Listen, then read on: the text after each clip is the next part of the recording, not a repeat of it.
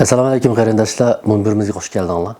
Men bugun sizlarga bir qadar jiddiy deb qaragan bir qancha narsani tavsiya qilmoqchi. Aslida bu videoni ishlashni men o'ylashmabdi ekanman boshda. Ammo hozir hammamiz bu Xitoy virusi sababidan uylarga qamilib qoldik. Endi bir oy yoki bir oydan uzoqroq bu vaqt ichida biz nima ish qila olamiz? Uydagi bu zerikishlik vaqtni qanday qilib ma'nili va ahamiyatli bir vaqtga aylantira olamiz? Bu haqda men o'zim sizlarga bir qancha narsani tavsiya qilmoqchi. Endi buning hammasini qila olishinglar atayin. Ammo bir qismini qilsak balkim vaqtimiz bir qadar unumli, ma'nili o'tishi mumkin deb o'ylayman. Jaloliddin Rumiyning bir mashhur so'zi bor. Har bir mahrumiyatda muyassariyat, har bir muyassariyatda mahrumiyat deb. Ya'ni har bir mahrumlik chuqur bizga ziyon kelishini atayin. Biz o orqali yana ba'zi narsalarga erishishimiz mumkin. Shuningga o'xshash biz ba'zi narsalarga erishsakmi, shuning bilan bir vaqtda yana ba'zi narsalarni yo'qotishimiz mumkin. Eng muhimi biz yo'qotdik deb ko'nglimiz yerim bo'lgan vaqtda yana nimalarga erishdik deganni o'ylab baqsak menimcha, texmo natijali ish qila olishimiz mumkin deb o'ylayman. Birinchisi men tavsiya qilmoqchi bo'lganim, shu bir oy vaqt ichida men ota-onalarga, farzandlarga Payg'ambar alayhissalomning tarjima holini o'qib berishni tavsiya qilaman. Agar kunda yarim soat atrofida vaqt chiqarsak, mening farazimcha bir oy yoki bir oydan sal oshiqroq vaqt ichida bu tugaydi. Buningda men Misrlik olim Muhammad Huzari yozgan, bizning olimimiz Muhammad Solih Domollam tarjima qilgan Muhammad alayhissalomning tarjimali degan kitobni tavsiya qilaman. Kitobning o'zi tili nihoyat go'zal, yaxshi tarjima qilingan. Ham hajmi bek cho'ng emas.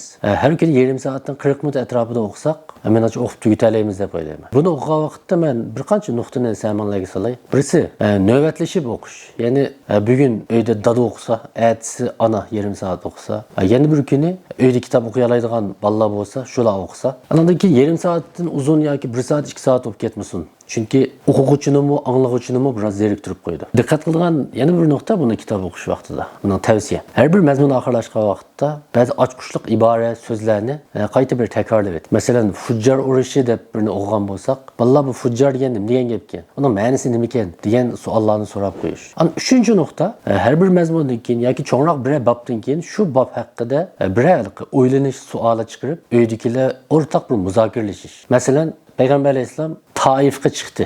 Taifdan qaytib kelgan vaqtda Taifdagilarning nihoyatda qattiq aziyatiga uchradi. Unda da biz bu bobni o'qigandan keyin balki bunda savol chiqara olishimiz mumkin. Nima uchun Taifdagilar Payg'ambar alayhissalomga aziyat berdi? Taifdan kelgan vaqtda Makkaga qanday usulda kirdi? Biz buningdan nimalarni his qila olamiz? Deganga o'xshash savollar ham bizning mulohaza qilish iqtidorimizni o'stirishi mumkin, ham bu kitob o'qishni texmo ma'nilik esimizda qolgan qildi deb o'ylayman.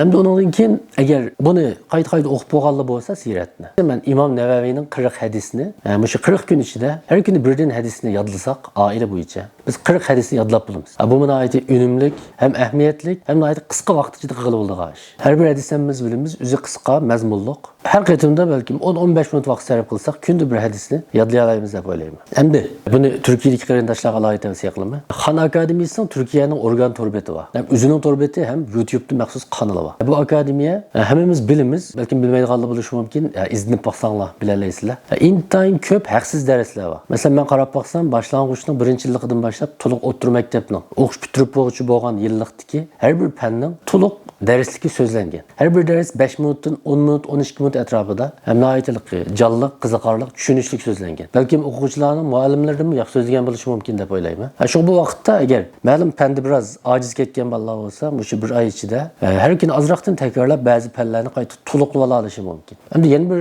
tavsiyam, bu kasallik davri oxirlashgandan keyinmi, izchil shu Xon akademiyasining darsliklarini bolalar oldin tayyorlik qilish va takrorlashlikda shu darslardan foydalansa, nihoyat unumli bo'ldi deb o'ylayman. To'rtinchisi, Turkiyaning yana bir ma'rif torbeti bor, Tonguch akademiya deydigan. Uning haqliq darslari bor ekan. Uni o'zingizlar ko'rib o'ylash baqsanglar bo'ldi, balkim setib olish yoki setib olmaslikni. Ammo buning YouTube'da kanali bor. O'xshashli bu Tonguch akademiyaning 1-yillikdan 12-yillik bo'lgan. Hamma darslarini nihoyat yaxshi jonliq so'zlabdi. Mening bolalarim ko'proq shundan foydalanyotdi.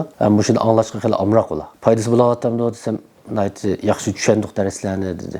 Shunlashqa buni sizlarga tavsiya qilib keldi. Hamda 5-inchisi, biz hammamiz bolalarimizni mumkin qadar tabiiy fanga qiziqtirsak nihoyat yaxshi deb o'ylayman. Uning eng yaxshi usulining birisi biz oilada yor beradigan sharoitdan foydalanib turib, yaxshi tajribalarni ishlash. Unda da nurg'un ota-onalar buni bilmaydi. Unda qanday qilamiz?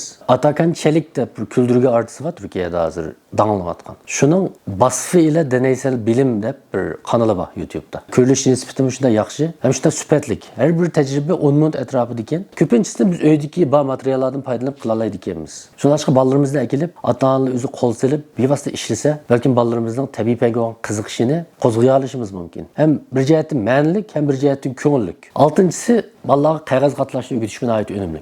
Bo'libmi onalar bolalarga o'ltirib, qog'ozda intayin chiroyli, san'atlik asarlarni ishlayoladi. Ammo nurg'unlarimiz biz qanday qilishni uqmaymiz. Masalan, bizda bir ikki aeroplan yasagandan keyin bu qog'ozlardan foydalanib nimalarni yasashni bilib bo'lmaymiz. Bu haqda men izlab vaqtim YouTube'dan ayt yaxshi kanallar bor ekan. Shuning ichida sizlarga bir kanalni tavsiya qilaman. Being Artistic deyilgan. Biz ham men tavsiya qilganlarning hammasini ostidagi izohat qismida biz ulanmalarni qo'yib qo'yamiz. Shu yerdan ko'ra olasizlar. Hamda 7-si tavsiya qildig'im hozir bilim egallashning yana bir ham qiziqarli hem ko'ngillik bir yo'li bor. Bu bo'lsa qaysi desa men ko'proq foydalanadigan. Hozir shunday yaxshilik, hujjat filmlar bor. Turkcha hozir belgesel degan shu. Inglizcha documentary deymiz. YouTube kanalida buning aytdi ko'p kanallar bor ekan. Men bir qanchisini tavsiya qilaman. Birisi National Geographic, ya'ni Dunyo Jug'rafiyasi degan hujjat filmlar. Andan keyin Discovery, ya'ni Bayqash. Discovery'ning mana aytdi yaxshi hujjat filmlari bor. Andan keyin Amerikaning PBS, Angliyaning BBC degan shirkatlarning hujjat filmlari nihoyatda sifatli va isil.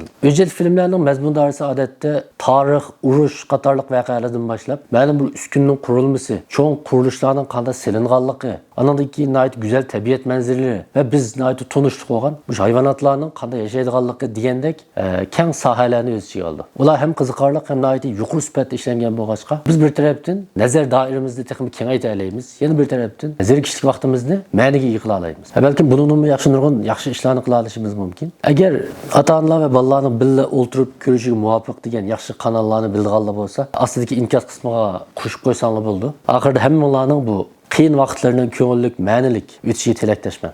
Ko'rishga xushvaqt bo'linglar, Allohga omonat.